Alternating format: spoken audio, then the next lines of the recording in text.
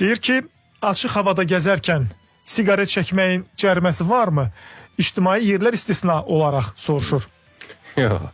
Bununla bağlı Azərbaycanda bir neçə qanun var. Bu tütün və tütün məmulatlarının istifadə məhdudlaşdırılması ilə bağlı və buna uyğun qəbul edilən digər normativ hüquqlar var. Nazirlər Komitəsinin qərarı və 2 dənə də qanunumuz var, belə deyək. Tütün çəkmək, konkret ictimai yerlər var da, onun siyasi normativ hüquqlarımızda təsbit olunub. Deyək ki, uşaq bağçalardır, məktəblərdir, ictimai yerlərdir, teatrlardır və s. Buralarda çəkmək olmaz.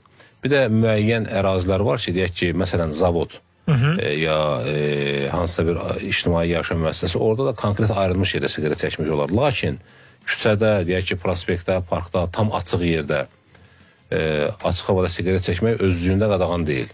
Siqaret çəkəndən sonra onun tullantısını yerə atmaq, urnadan kənara atmağın burada inzibati cəriməsi var. Əvvəl 50 manat idi, sonra keçənlər qaldırdılar o cəriməni 300 manata. Onun tullantısını yerə atmaq olmaz. Deyək ki, kötüyünü yaratmaq olmaz. Çəkmək olar, amma tullantını yerə atmaq olmaz. İctimai yer deyilsə, deyək ki, məsələn, küçədə gedəndə təbii ki, adam çəkə bilər. Bu qanunun qadağan deyil.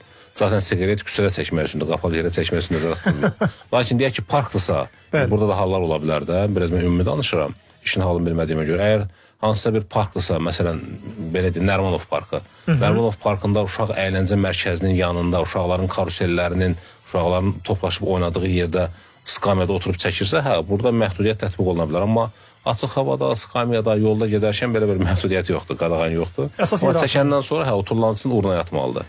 Daha yaxşısı isə ümumiyyətlə çəkməməkdir. Daha məqsəd uyğun olanı sağlamlığımız üçün zərərlidir təbii ki.